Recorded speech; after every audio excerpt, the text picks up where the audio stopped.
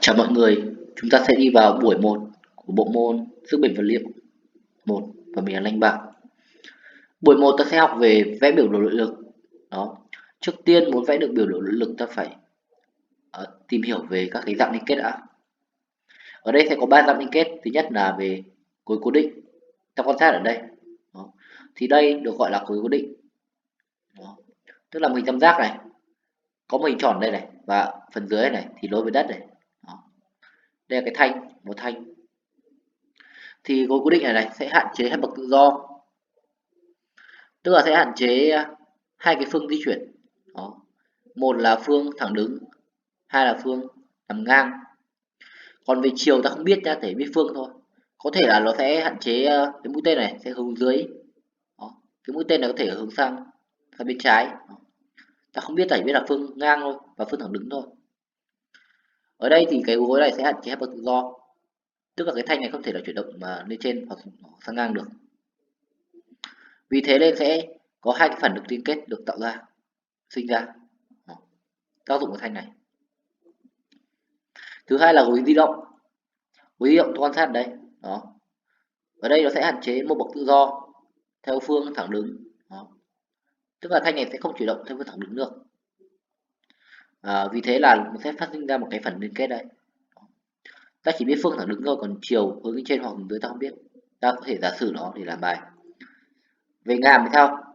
Ngàm ta cảm tưởng như là ta cắm một cái thanh xuống đất. Xin lỗi. Ta cắm một cái thanh xuống đất cũng được, hay là cắm vào tường cũng được, cắm bức tường. Đó. Thì lúc này cái thanh này, vị trí này sẽ chịu ba cái, tức là sẽ có ba cái lực và phản lực liên kết sinh ra. Đó. Sẽ hạn chế cái phương thẳng đứng này, hạn chế phương phương nằm ngang này, và sẽ có cái moment này, tôi gọi moment nha, sẽ chống lại chuyển động và bẻ xuống. Đó. Cả ba cái này ta không biết chiều, ta chỉ biết phương thôi, phương như vậy. Đó. Nhất là moment này, thậm chí là có thể quay là cùng chiều đồng hồ cũng được. Khi làm bài ta sẽ giả sử chiều của nó. Và khi giải ra thì nếu mà ta kết quả là âm thì ta sẽ lấy chiều ngược lại. Ta sang phần thứ hai là về xác định phương trình cân bằng. Mục đích xác định phương trình cân bằng để mà ta có đủ các cái giá trị cần thiết để ta vẽ biểu đồ nội lực. Ta quan sát ở đây, ví dụ ta có một cái thanh như này, chịu áp lực nhìn vẽ đây. Trước tiên ta sẽ phải xác định các cái lực cần thiết. Ở đây thì tại cái gối A này được gọi là gối gì ạ? Gối cố định đúng không? Đó, thì sẽ có hai phần lực liên kết sinh ra. Tiếp theo là tại B thì sẽ có một cái phần lực liên kết. Đó. Mình đặt tên cho nó. Rồi, sau đó ta sẽ xác định cái phương trình cân bằng. Đầu tiên là theo phương x, gọi là fkx đấy, thì bằng phương x thì chỉ có xa thôi. Và cái fkx này sẽ bằng 0. Đó. Ở đây có xa thôi thì xa bằng 0. Tiếp đến là fki. Fki thì là phương thẳng đứng. Đó, phương y đấy. Ở đây ta lấy chiều này nhá, chiều như này. X này, y này, được chưa? Ở đây thì bạn có thể lấy ngược lại được, có thể lấy x ngược lại được. Đó. Y đây được hay y ở dưới được, không vấn đề gì cả. Với fki thì sao? Thì đây, hướng lên trên là dương, ia đây dương, hướng dưới là âm, vậy trừ p và cộng với lp thì tổng các cái lực theo phương thẳng đứng này sẽ bằng 0. Tiếp đến là về moment tại ta lấy có thể lấy moment tại thậm chí tại C cũng được, tại D cũng được, tại B cũng được, tại A cũng được. Đó, tùy các bạn. Theo như mình nhìn thì kinh nghiệm thì ta lên đấy tại các cái vị trí như là vị trí A này hoặc B này. Đó. Vì sao? Bởi vì là ta biết rằng là cái moment đó của các cái lực mà đâm vào nó, ví dụ như IA đây, nó đâm vào cái A đúng không? Chạm A đây, đó. Thì sẽ không tồn tại cái moment. Đó. Nếu mà ta lấy moment tại điểm này, ví dụ điểm bất kỳ này, tại điểm E đúng không? Thì cũng được thôi, nhưng mà lúc này ta lại phải xác định nhiều hơn các lực Nếu mà ta lấy lại A luôn thì sẽ mất đi cái IA, không phải xác định cái moment nữa. Đó. Đây, ở đây ta giả sử ta lấy lại A nhá. Thì lúc này các cái moment IA và IA thì bằng không hết, bởi vì nó đâm qua A, đi qua A đây. Rồi, ở đây ta có moment là MC. MC là moment rồi. Ta không cần quan tâm đến cánh tay đòn của nó. Cánh tay đòn là khoảng cách từ cái lực đấy cho đến điểm A này. Đó. MC là cái moment, không quan tâm đến cánh tay đòn.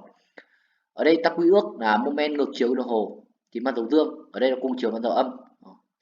Đây sẽ là trừ MC, dấu âm đây. Tiếp đến là lực P này. Lực P này thì ta thấy rằng là ta sẽ khảo sát như nào đây, âm hay dương như nào đây. Ta sẽ có thể như sau này. Đây lực P đây, hướng dưới đúng không. Đó, rồi ta sẽ lôi ra điểm A đây. Đó, thấy rằng là sao lại lôi về đây, thấy rằng là nó quay là cùng chiều đồng hồ đúng không, cùng chiều đồng hồ. Đó, vậy thì cái moment này sẽ là dấu âm trừ P đây. Ở đây là lực, vậy thì phải nhân với cái tên đòn đây là AD. Đó. Tiếp tục đến cái LB này sao tương tự thôi, đây LB đây hướng trên này lôi về A thì là ngược chiều đồng hồ, vậy thì là dấu cộng LB nhân với cái đòn AB bằng 0. Vậy là xong. Đấy. Trong trường hợp mà có một lực mà nó nằm chéo này, nằm chéo này, đó, gọi là lực Q nhá. Đó, lúc này thì ta vẫn nằm bình thường thôi. Đây, từ Q đây ta thấy rằng là đến A này là nó quay là ngược chiều đồng hồ, vậy thì mang dấu là dương, dương, mang dấu dương. Còn cái tên đòn nó là khoảng cách từ A cho đến lực đó, đấy, tức là ta gióng ra thôi. Đó, kéo dài lực ra, khoảng cách đây, vuông góc đấy, tức là khoảng cách AH này chính là cái đòn này. Thì ở đây sẽ là cộng với, đúng không, cộng Q này nhân với AH, thế là cái moment này đúng không. Đó, về moment quần tính này này, không, thực ra đây là moment thôi, moment tại A thôi. Ở đây moment này thì thực ra ta có thể lấy vị trí bất kỳ, nhưng mà ta lên lấy tại A, bởi vì sao, bởi vì là khi mà các lực mà đâm vào A này thì moment bằng không luôn, không phải xét. Ta lên lấy tại các vị trí thuận tiện nhất. Ta chú ý này, nếu mà ta lấy lại C ta vẫn phải kể đến MC, chứ không không phải là ta bỏ MC nhá, không phải là cái MC này đi qua C là bỏ ra, không phải, vẫn lấy MC bình thường, chỉ bỏ cái lực đâm vào thôi. Rồi ta sang phần thứ ba là về quy ước vẽ biểu đồ nội lực. Đó, đây, ở đây vẽ biểu đồ nội lực ta sẽ có hai biểu đồ, một là biểu đồ về lực cắt QI, thứ hai là biểu đồ về moment uốn MX. Ta quan tâm đến cái vấn đề đầu tiên, đó là biểu đồ QI này thì dấu cái phần dương sẽ nằm ở bên trên và phần âm nằm bên dưới. Còn MX sao, MX thì phần âm sẽ nằm bên trên, còn phần dương nằm bên dưới. Rồi, ta sẽ đi vào vẽ biểu đồ nội lực. Thì đầu tiên ta sẽ xác định các bước để vẽ. Bước 1 là gì ạ? Bước 1 là xác định các cái giá trị của các phản lực liên kết và các ngoại lực cần thiết dựa vào cái phương trình cân bằng. Thì thực ra đúng ra các bạn phải phân tất cả các lực, tất cả các lực tác dụng vào thanh đấy, để mà ta có thể đủ tự kiện để vẽ được cái phương trình cân bằng. Ta sang bước thứ hai là về vẽ biểu đồ lực cắt QI. Đó. Thì ta cần chú ý về điều như sau. Trước tiên là ta sẽ vẽ từ bên trái sang bên phải nhá, không ai vẽ từ bên phải bên trái cả. Đó. Ở đây thì nếu mà cái vị trí nào có lực tác dụng vào cái thanh đấy thì mà nó hướng lên trên, ta sẽ vẽ lên trên đúng một cái phần bằng cái lực đó, tương ứng cái lực đó đấy. Đó. Nếu mà lực hướng xuống dưới thì ta sẽ vẽ hướng dưới. Nếu mà lực nó không có lực ở trong cái đoạn thanh đó thì ta vẽ sang ngang nhá. Trường hợp mà có lực phân bố đều thì sao, thì ta sẽ vẽ nó được bậc nhất, và lượng thay đổi thì chính là bằng diện tích của cái lực phân bố đó. Thì khi mà vẽ các bạn sẽ dễ hiểu hơn. Tiếp đến là nếu mà lực phân bố hình tam giác đó thì ta sẽ vẽ biểu đồ là hình bậc 2, được bậc 2. Và lượng thay đổi thì chính bằng diện tích lực phân bố, nó vẫn vậy thôi. Và đây là bậc 2. Và bước thứ ba là ta sẽ vẽ cái biểu đồ moment uốn MX. thì biểu đồ moment 4mx sẽ nhiều hơn cái biểu đồ QI một bậc. Tức là nếu mà biểu đồ QI là bậc 1 đúng không? Thì cái biểu đồ MX sẽ là đường bậc 2. Nếu mà cái biểu đồ QI mà là đường bậc 0 thì MX sẽ là đường bậc 1. Đó, như vậy. Và trường hợp mà đây, trường hợp mà cái đường QI là đường bậc nhất rồi. Đó, mà nó đâm vào cái đường đó đấy, nó đâm vào cái trục hoành hay là cái đường 00 của QI đấy, thì vị trí đó là vị trí cực trị của biểu đồ MX, có thể là vị trí cực tiểu, có thể là vị trí cực đại. Đó. Và để tìm được chính xác cái vị trí cực trị ta làm như sau. Ta quan sát ở đây. Đó. Khi mà cái biểu đồ QI này nó đâm vào cái trục hoành của biểu đồ QI này đúng không? Thì tại biểu đồ MX này nó sẽ là cái cực trị của biểu đồ MX. Đó. Bởi vì ta biết rằng là biểu đồ QI ít hơn biểu đồ MX một bậc. Đó là vì như vậy. Chưa? Và đây, để xác định được cái vị trí cực trị, ví dụ như sau. Ví dụ ta thấy rằng là vị trí cực trị đây đúng không? Ta muốn tìm khoảng cách từ đây cho đến đây đúng không? Ta muốn làm như nào? Ta sẽ nhìn vào cái biểu đồ QI này. Đó. Ta sẽ thấy rằng là cái vị trí này có độ lớn là 3Q đúng không? 3Q. Đó. Thì cái khoảng x này sẽ bằng bao nhiêu ạ? Sẽ bằng là 3Q và chia cho Q. 3Q chia cho Q. Đó, được chưa? 3Q chia Q là bằng 3 mét đấy. Đó. Còn biểu đồ tiếp tục này, nếu mà ta muốn tìm khoảng y, tức là khoảng từ đây cho đến đây. Đó. Ta cũng lấy 5Q này và chia cho Q, thì sẽ tìm được khoảng cách. Đó, được chưa? Còn vì sao thì các bạn thấy rằng là các bạn chỉ thấy rằng là đây là một cái hai đoạn song song đúng không? Đó, ta có thể áp dụng cái định lý VS đúng không? Ta có là cái đoạn này, đây là thử ABCD nhá. Đó, ta có AB chia cho CD bằng là x trên y đúng không? X trên y. Đó, x trên y. Thì AB này lại bằng 3Q, còn CD bằng 5Q, vậy thì bằng 3/5. Đó, thì x y tương ứng thôi, x sẽ bằng 3 và y bằng 5. Đúng không? Đó. Thông thường như vậy.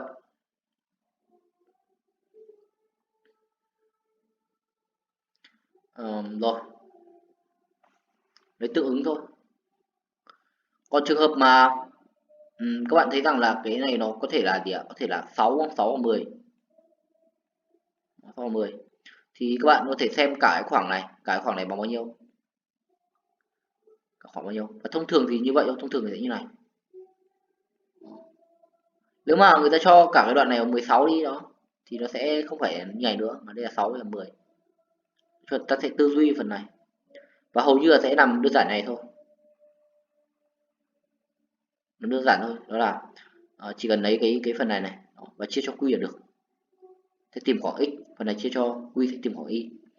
Còn phức tạp hơn người ta sẽ khó hơn. Đó.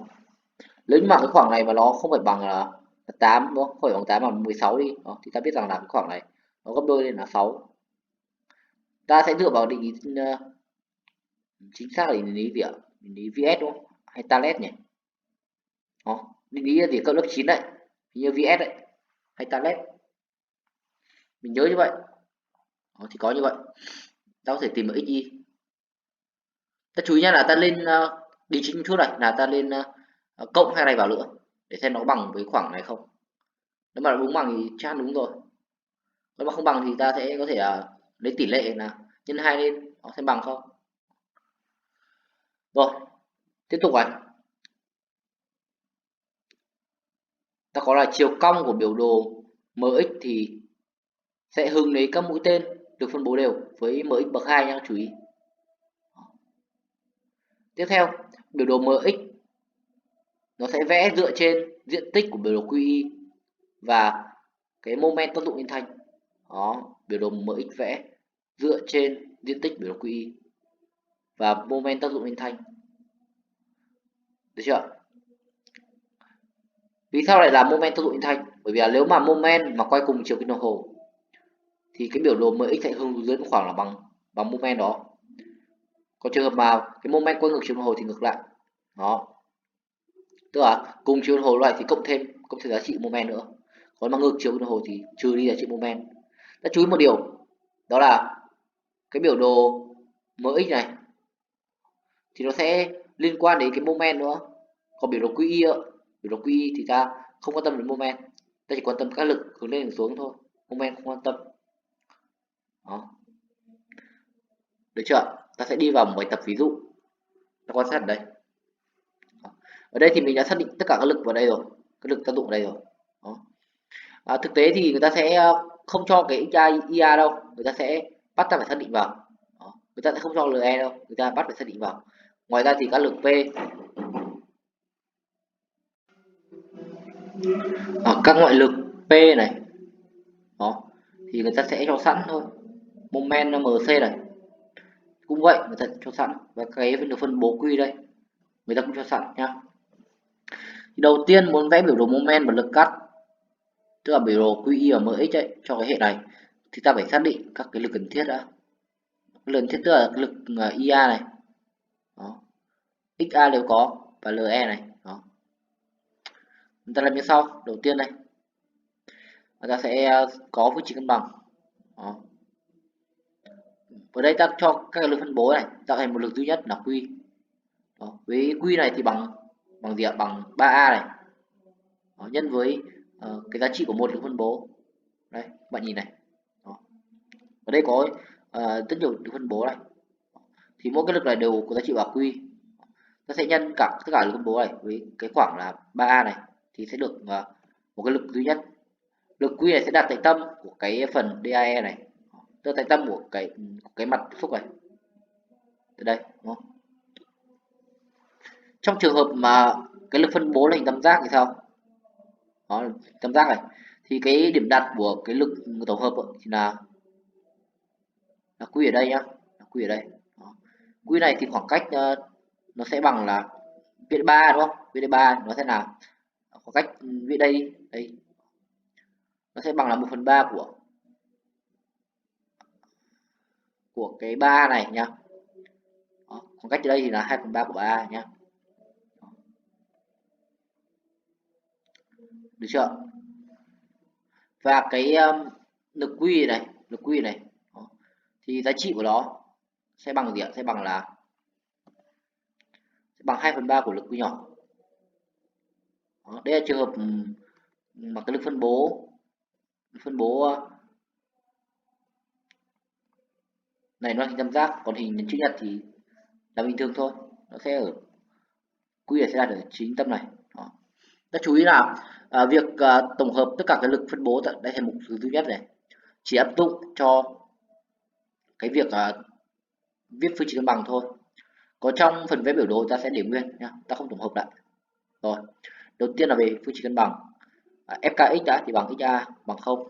FKI thì là IA này cộng P này trừ Q này cộng LE này bằng 0. Tiếp đến là về moment tại A. Moment tại A thì có lực P này. Đó. Lực P này ở đây IA nhá thì nó đâm vào A rồi, vậy thì không có moment. XA nó cũng đâm vào A không có moment. Đó. Lực P này thì quay là gì ạ? Đây ta kéo nó đến điểm A này thì thấy rằng nó quay ngược chiều đúng không? Vậy là dấu dương. P này sẽ nhân với kính tơ là khoảng cách AB này đúng không? Kính tơ là khoảng cách từ cái lực đó cho đến điểm A này. Đấy lấy moment tại A mà, thì từ A cho đến lực đó.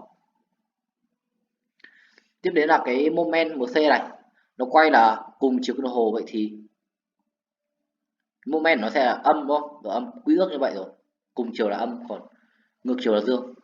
Tiếp đến là về lực Q này cũng ngược chiều đúng không? Đây, lôi đi mà ngược chiều cùng chiều, bây giờ dấu âm. LE thì đó, LE thì ngược chiều vậy là dương. Đó. Và lần lượt nhân cái đòn thôi. Ở đây lực Q này làm chính giữa đúng không? Đây sẽ 1,5A cộng với A cộng với A cộng A. Đây, 3A cộng 1,5A 4,5A đúng không? Đây. Lúc này ta sẽ thay số vào. Với lực Q thì bằng 3QA đúng không? Lúc này XA thì bằng 0 rồi. Ở đây thì có hai ẩn là IA và LE. Ở dưới này cũng có hai ẩn là ở đây một ẩn thôi là LE thôi. Ta sẽ tìm một LE dựa vào cái MA này.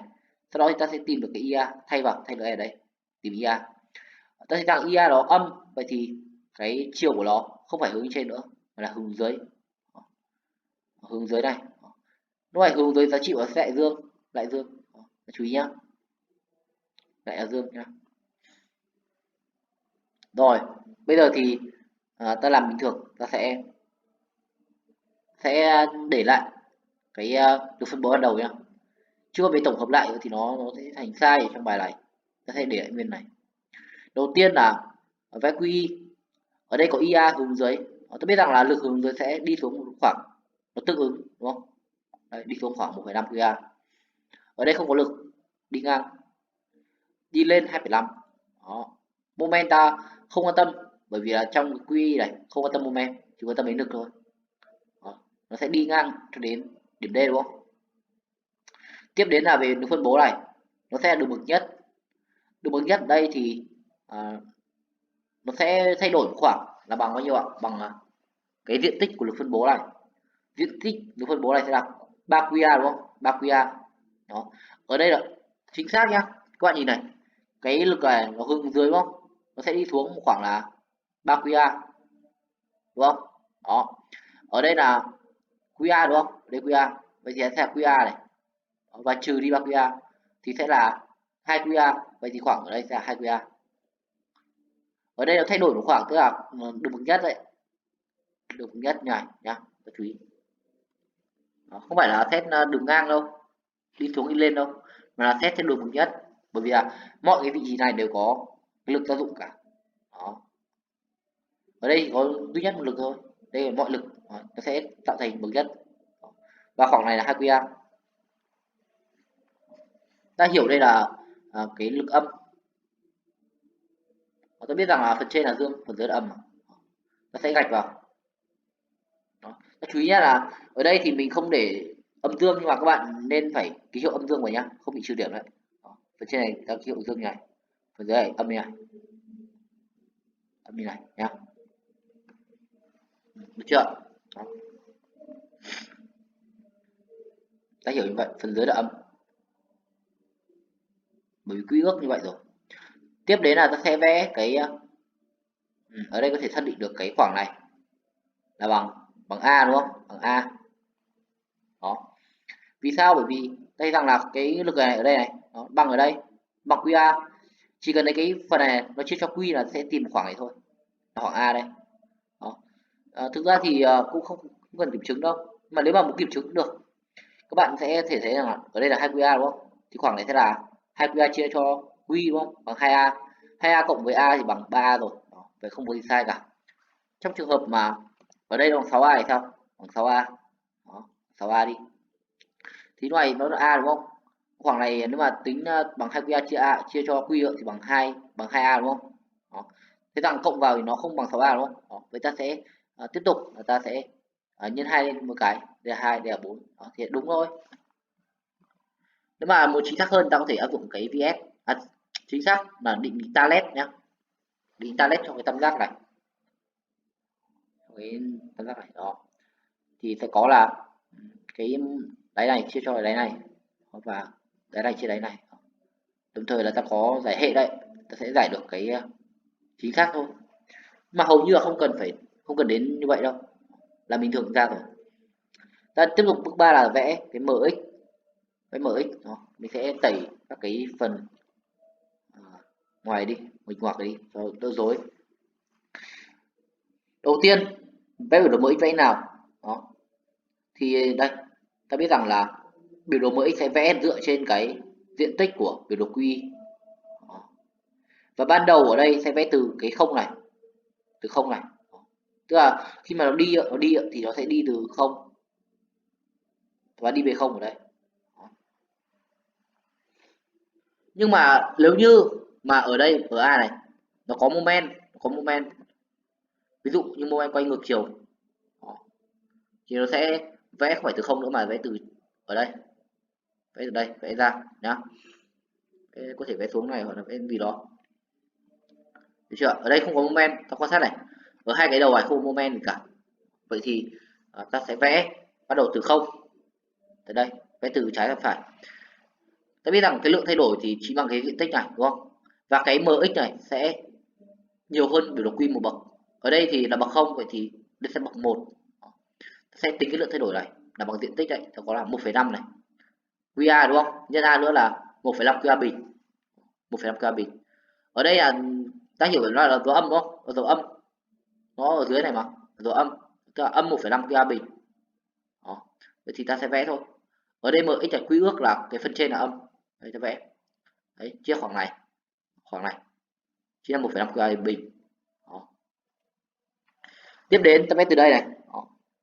Ta thấy rằng là cái phần này này sẽ cộng thêm với, ở đây là cộng thêm với là hai phần này cộng vào nhau là 2a đúng không, vậy là 2 QA bình, tức là âm 1,5 QA bình cộng với 2 QA bình sẽ là bao nhiêu ạ, sẽ là 0,5 QA bình, được chưa? Vẽ từ đây này, lên đây, vẽ xuống đây đúng không, tức là cái âm 1,5 QA bình này sẽ cộng với 2 QA bình. Đó. Xin lỗi, mình nhầm lẫn chút nhá, lẫn chút này, mình thôi nói lại này. Đầu tiên là mình thấy rằng là cái diện tích của cái này là bằng âm 1,5 QA bình đúng không. Đó, ta vẽ lên đây. Đó, lên đây. Bởi vì trên này là âm mà, âm 1,5 QA bình đây, đúng không? Tiếp đến này, ta nhìn đây này. Đó. Đây rằng là ta sẽ không tính cả cái diện tích này, bởi vì ở đây nó vướng phải cái moment. Moment này sẽ có bước nhảy cho cái biểu đồ mx. Ta sẽ vẽ cái khoảng mà phần này trước đã, phần bên trái của moment đã nhá, phần mà chưa chặn moment này, tức ở đây thì cái âm 1,5 QA bình này sẽ cộng với đây phần này thôi này, ta chú ý phần này thôi này, mình tách ra nhá, phần bên trái này đó, thì cái âm 1,5 QA bình này sẽ cộng với QA bình đó, thì bằng là 0,5 QA bình đúng không, tức là đây vị trí này đây, âm 1,5 QA bình. Tiếp tục ở đây có cái moment là MC là bằng QA bình, tức là sẽ có bước nhảy ở đây quay cùng chiều, vậy thì nó nhảy xuống dưới đúng không, tức là nó sẽ cộng thêm đấy, cộng thêm một QA bình nữa. Ở đây là âm 0,5 QA bình đó, thì nhảy xuống dưới phát nó sẽ là dương 0,5 QA bình đúng không, đây 0,5 QA bình cộng với QA là bình là bằng 0,5 QA bình đó. Ta chú ý nhá, cái phần dưới ta hiểu nó là âm, ta viết thì là dương mà ta hiểu nó là âm. Tiếp đến từ đây đó thì lại cộng thêm với khoảng này là bằng QA bình nữa đúng không, 0,5 QA bình cộng với QA bình là bằng 1,5 QA bình đó. Phần này là đường bậc nhất, biểu đồ mx lại nhiều hơn cái biểu đồ một bậc, vậy thì đây phải được bậc 2 đó. Ta cần chú ý đến một điều, đó là thứ nhất này, đó là vị trí này này đó, là cái biểu đồ bậc nhất sẽ cắt cái trục hoành của QI, vậy thì vị trí này sẽ là cái cực trị của cái biểu đồ mx đó, còn cực đại cực tiểu ta không biết, chỉ biết là cực trị thôi. Ở đây ta thấy rằng là ta sẽ vẽ cái phần này trước đã, khoảng này là bằng A đúng không, hỏi bằng A. Thì trước tiên ta vẽ cái này kiểu gì đó, ta nhìn này, ta biết khoảng này bằng 1,5 QA bình rồi đó. Tiếp đến ta sẽ tính cái lượng này nó sẽ bằng cái phần này là QA đúng không, QA này đó, cái khoảng này là bằng A đó, cách tính nào thì mình đã nói rồi, chỉ cần lấy QA này chia cho Q là được, khoảng này bằng A và ta đã kiểm chứng rồi, đúng là bằng A. Thì ta có cái QA này diện tích của phần này là bằng QA này đó, nhân với A này và chia đôi đúng không, 1/2 của hai cạnh này vuông này đúng không đó. Ta sẽ tính được cái lượng thay đổi, nó sẽ bằng là 0,5 QA bình, đây là dương đó. Vậy thì 1,5 QA bình này sẽ cộng với 0,5 QA bình là được hai A bình này đó. Còn các bạn để ý này là vì sao lại không cong như này, cong như này. Đó, không cong kiểu này mà lại cong kiểu này. Đấy, ví dụ hay điểm này hay điểm này. Đó. Thì vì sao lại cong điểm này, cong như này mà không phải cong như này, không phải cong như này. Đó, vì sao? Thì đơn giản thôi, ta sẽ nhìn vào cái lực mà phân bố của nó. Lực phân bố ở đây nó sẽ như kiểu một chút mưa đấy, đổ mưa xuống đúng không, đổ mưa xuống thì cái biểu đồ mỡ x này sẽ kiểu như là hứng cái mưa này, hứng cái nước mưa này vào, hứng nước mưa. Đó, thì nó sẽ phải hướng hướng này với hướng được đúng không, còn mà hướng ngược lại thì không hướng được. Đó, tiếp đến là cái phần sau này. Đó. Thì sẽ là 2 QA bình này và trừ đi cái diện tích của phần này thôi. Diện tích phần này thì đây ta nhìn này, ta không phải làm nữa, bởi vì sao? Bởi vì cái phần này nó chia cái phần bên phải rồi, đương nhiên là phải về không rồi, không thể nào khác được. Trừ khi phần bên phải này có moment, đó thì nó không về không, nó sẽ nhảy đi đâu đấy. Nhưng mà ngược chiều này sẽ nhảy lên trên đúng không? Còn nếu mà cùng chiều nhảy xuống dưới, ở đây thì không có moment, không moment vậy thì nó sẽ chả nhảy đi đâu cả, nó sẽ về đúng cái điểm không này. Đó, với ta cần vẽ từ đây về đây thôi, đường cong làm sao để hứng được cái mũi tên được phân bố được. Có vậy là xong nha. Ta sẽ kẻ gạch vào, đồng thời là ở đây ta vẫn phải viết vẽ ra là đây là âm, đây là dương nha. Đó, thì mình ăn chọn điểm được. Ở đây thì mình lười không vẽ thôi nha. Ta sang ví dụ thứ hai. Đó, ví dụ hai mình sẽ làm nhanh hơn bởi không có gì cả rồi, làm tương tự thôi. Đây cho biểu đối này, ở đây thì người ta không cho cái lb đâu, không cho cái ia và xd đâu, id và xd đâu, không cho đâu. Ta sẽ phải tự xác định, cũng dễ thôi mà. Đây, gối cố định và gối di động ấy, thì sẽ gồm cái phần được gì, cái tên gọi ta có thể đặt tùy ý, và cái chiều của nó sẽ giả sử nhá, giả sử hướng lên này, giả sử thôi, bởi vì ta không biết chiều được đâu. Đầu tiên ta sẽ xác định các cái lực cần thiết đấy, giả sử khi mà ta giải ra được âm nó sẽ ngược lại. Đầu tiên ta sẽ xác định các lực cần thiết. Ở đây các lực phân bố ta sẽ chuyển nó về một lực duy nhất để có thể viết được phương trình cân bằng. Đó, đây ta có như này. Ở đây moment là đây tại A nhá, đây tại B cũng được, đây tại C cũng được, cho C không được nhá, không phải C cũng được nhưng mà cái C này không làm triệt tiêu được lực nào cả. Đó. Khi mà lấy tại C này thì vẫn tồn tại cái moment này, không phải là moment này đi qua C nó mất ra, không phải, nó vẫn được tồn tại moment này nhá. Rồi và lần tương tự tôi sẽ tìm được các cái giá trị XA, LB và ID. Đó, được chưa? Chính xác là các cái lực này phải thiếu QL đúng không? Đó, phải QL nữa đúng không? Không thể bỏ QL đâu. Tức là 25/6 QL. Đó, và âm 5/12 QL. Ở đây có âm.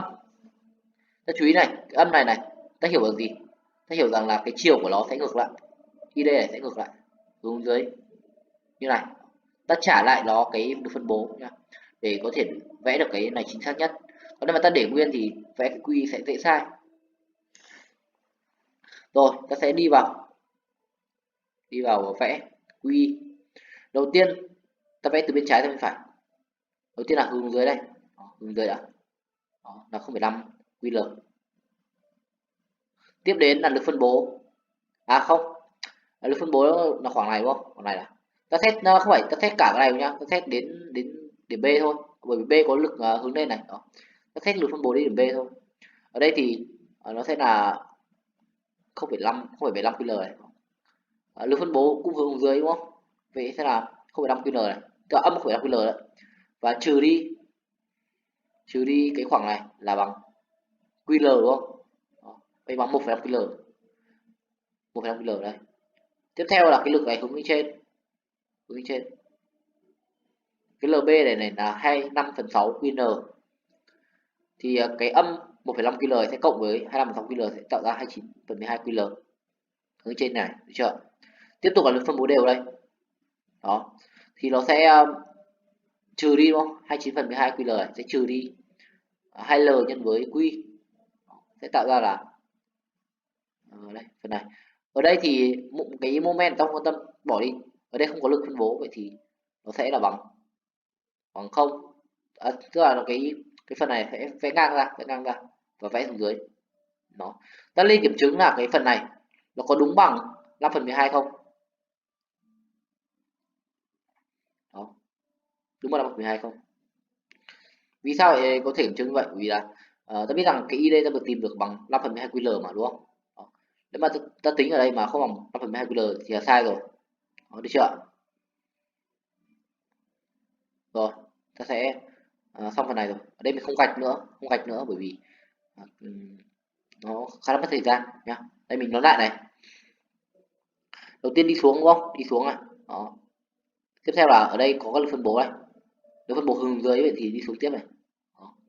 Cái lượng thay đổi thì bằng diện tích phần này. Tiếp theo ở đây có lượng đi lên thẳng đề. Đó. Đây là chính xác là 25/6 QL nhá. Đó, tiếp theo là phần này đi xuống này, đi xuống ở đây. Đó. Khi mà ta tính nhá, ta tính vì 29/12 này. Đó, QL này sẽ trừ đi khoảng này là 2 QL đúng không? Đó. Thì cái phần này ta đã tính được rồi. Đã tính được rồi, giá trị của nó rồi. Đó. Nếu mà ta tính giá trị của nó khác với 5/12 QL thì ta vẽ tiếp thôi. Ta thấy rằng ở đây nó đi xuống khoảng nó khác lại 25/12 QL thì sai. Bởi vì ta tính ID rồi mà, ID nó bằng 5/2 QL ở kia rồi. Đó. Vậy mà phần này mà không đồng thế thì nó sai rồi, đúng không? Tiếp đến ta vẽ MX. MX thì cái lượng thay đổi cũng đúng bằng cái lượng của Q này, diện tích Q này. Đó. Đây, ở đây không có moment, vậy thì vẽ từ cái tâm này, cái điểm này đúng không? Đầu tiên ở đây. Đó. Ở đây này nó là dấu âm. Vậy thì sẽ vẽ lên trên này đúng không? Lên trên này. Ta sẽ tính diện tích của phần này đã. Bằng cách là gì ạ? Đây là hình thang. Ta sẽ áp dụng cái công thức tính diện tích hình thang là đáy lớn đáy nhỏ cộng vào nhân với chiều cao là L và chia đôi để tìm thôi. Đấy, ta chú ý nhá. Ta chú ý ở đây này. Nó sẽ là điểm này đúng không? Thế là 1,25 QL bình.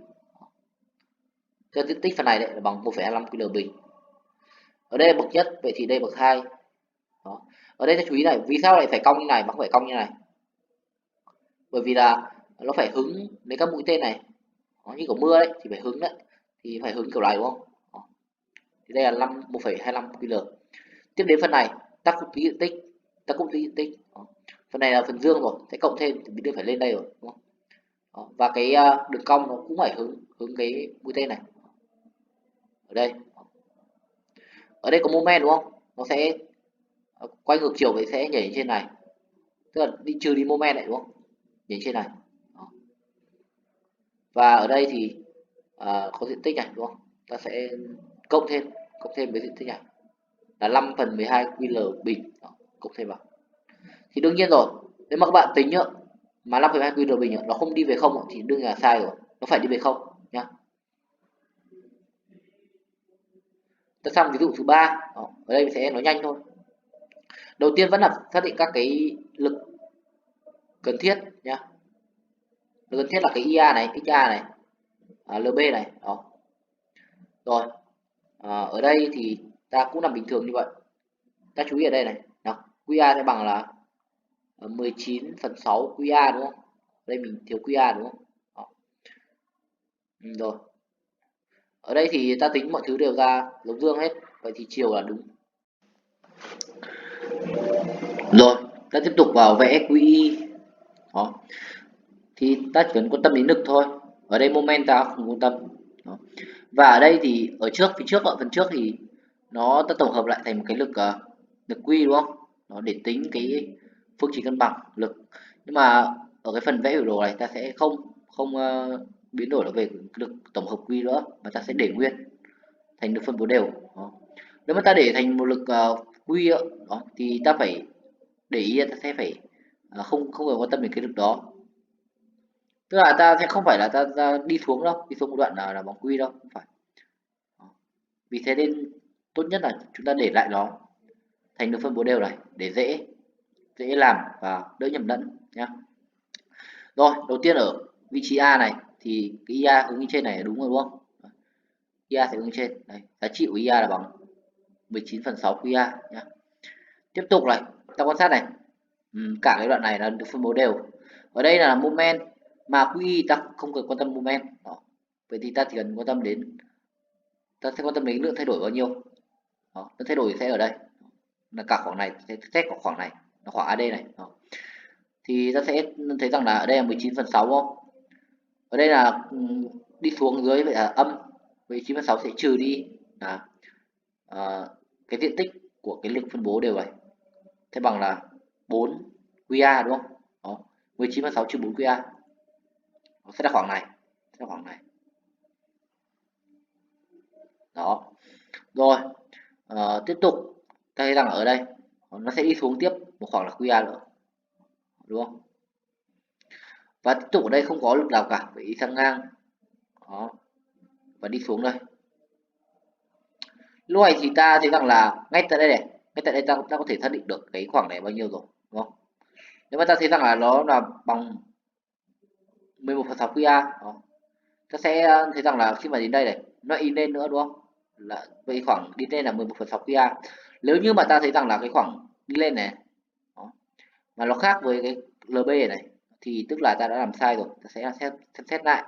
Còn nếu mà nó đúng bằng cái LB này thì đương nhiên là kết quả ta làm là đúng nhá. Ta đi vào cái bước 3 là vẽ cái MX, biểu đồ MX. Thì ta biết rằng là biểu đồ MX thì vẽ dựa vào cái biểu đồ QI, dựa vào cái diện tích của biểu đồ QI. Đó. Và biểu đồ MX thì nhiều hơn biểu đồ QI một bậc. Ở đây ta thấy rằng là biểu đồ QI thì là đường bậc nhất, vậy thì đường MX sẽ là đường bậc 2. Nhưng mà ta sẽ vẽ cho khoảng nào? Là khoảng A đến D à? Đó. Hay là khoảng nào đó? Đây rằng là biểu đồ MX chỉ quan tâm đến cái moment đúng không? Vậy ta chỉ vẽ cho khoảng AC thôi. Sau đó vẽ tiếp. Sau đó cho bước nhảy này, bước nhảy lên. Ở đây là ngược chiều, vậy là bước nhảy lên đúng không? Sau đó vẽ tiếp cho đoạn AD, CD. Đó. Được chưa? Đầu tiên ta vẽ cho đoạn AC đã nhá. Trước tiên này thấy rằng là tại A và B thì không có moment, vậy thì không có bước nhảy đúng không? Vậy thì sẽ vẽ từ hai vị trí này, hai vị trí đầu này đúng không? Vẽ từ bên trái bên phải. Tức là khi mà vẽ xong thì cái biểu đồ sẽ đi về đi về vị trí này đúng không? Đó. Đầu tiên đây là khoảng này, ta sẽ vẽ khoảng này, khoảng AC này nha. Ta sẽ phải tính cái diện tích của khoảng này đã, diện tích của biểu đồ QI khoảng này. Thì ta thấy rằng là cái phần này này đó là hình thang đúng không? Ta phải tìm một cái khoảng này của nó, tìm bằng cách nào đây? Ở đây rằng là cái phần này là bằng 19/6 đúng không? 19/6. Ta sẽ lấy 19/6 này, ta trừ đi cái diện tích tại AC này của lực phân bố đều, thế là 19/6 trừ đi 2 QA sẽ bằng là 7/6 QA. Rồi ta sẽ áp dụng công thức tính diện tích hình thang, ta có là bằng đáy lớn cộng đáy nhỏ. Đó, và nhân với chiều cao và sẽ chia cho 2 đúng không? Rồi ta đã tìm một cái diện tích của hình thang rồi. Diện tích hình thang lúc này nó sẽ là mang dấu dương, vì nằm bên trên này. Đó. Vậy thì nó sẽ nằm ở dưới này đúng không? Bởi vì quy ước là phần dưới này là dương mà. Sẽ như này. Rồi. Và đường cong như nào? Đường cong nó sẽ hướng lấy các cái đường phân bố đều này nhá, như này. Ở đây không phải cực trị nhá, bạn chú ý. Cực trị sẽ là cái đường mà nó cắt với cái trục hoành của cái quy này. Cực trị sẽ nằm ở đây này. Ở đây vẫn chưa là cực trị đâu. Rồi, tiếp tục này. Ở đây có cái moment đúng không? Moment quay ngược chiều vậy sẽ đi lên hay là trừ đi đấy. Đấy. Trừ đi khoảng là QA bình nhá. Đi lên trừ đi khoảng QA bình ở đây. Tiếp đến là ở đây. Đó. Ta sẽ xác định cái cực trị đã nhá, xác định cực trị của nó đã. Ta sẽ tính khoảng từ đây đây đã. Đó. Bao nhiêu? Thì ta phải biết được cái khoảng này bao nhiêu đã. Ta sẽ lấy 7/6 QA để chia cho Q thì sẽ tìm được cái khoảng này bằng 7/6. Ta lên kiểm tra lại bằng cách là gì ạ? Kiểm tra lại bằng cách là ta sẽ thấy rằng là ở đây này, phần này này là bằng 5/6 QA đúng không? Vậy thì khoảng này sẽ là bằng, nếu mà theo ta tính là bằng 5/6 đúng không? cộng với 7/6 đúng bằng 2 rồi. Đúng bằng 2, đúng bằng 2 2A rồi đúng không? Đây 7/6, 7/6A nhá, chú ý. Đây mình thiếu rồi. 7/6A này, 7/6A mét nhá. Đó. Nếu mà ta thấy lấy 5/6 QA này chia cho Q thì bằng đây bằng 5/6 A đúng không? Cộng 7 QA thì nó đúng bằng 2A rồi. Vậy ta đã làm đúng, ta đã thử đúng. Còn nếu mà sai ta sẽ làm cách khác nhá. Ta sẽ dùng talet để ta tìm được cái khoảng cách. Đó. Rồi, ở đây thì ta đã xác định khoảng này rồi. Đó.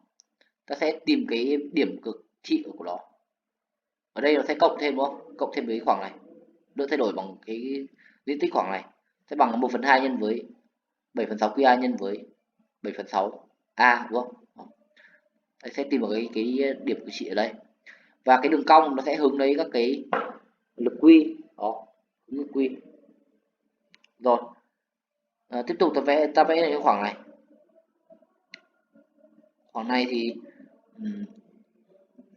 ta biết rằng là cái phần này là bằng, đây, mình sẽ ký hiệu vào cái giá trị vào, phải ký hiệu vào. Tức là phần này này, cái phần vẽ đây này. Đó. Thì nó sẽ bằng gì ạ? Nó sẽ bằng là cái giá trị ở đây này, giá trị đường này này, đúng không? Trừ đi cái phần này này, trừ đi cái khoảng 5/6 QA này nhân với cái khoảng này.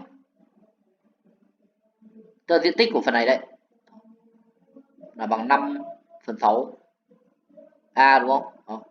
Thì diện tích của cái phần này là bằng 1/2 nhân với tích hai cạnh này đúng không? Tích hai cạnh này. Ở đây sẽ bằng cái khoảng này. Khoảng này này trừ đi cái diện tích của cái tam giác này. Đó. Ta sẽ thấy rằng là nó sẽ là điểm này. Đường cong thì nó sẽ hướng lấy các cái được phân bố. Cuối cùng thì nó sẽ đi về là không đây. Đó. Các bạn nên thử tính lại, nếu mà nó không về không các bạn thấy rằng là nó đã sai rồi. Còn nếu mà nó về không thì tức là bạn đã làm đúng nhá. Rồi ta sẽ đánh dấu lại các cái kích thước cần thiết. Đây, được chưa? Rồi và cuối cùng là một bài tập cuối cùng. Bài tập này thì nó tương tự các bài kia thôi, chẳng có gì cả. Với lượng Y ở đây là bằng 14 kN, lượng IB ở đây. Còn XB nhá, XB thì bằng không rồi. IB thì bằng 14 kN đấy. Ta vẽ bình thường thôi. Không có gì cả nhá. Cảm ơn các bạn đã lắng nghe. Chào các bạn.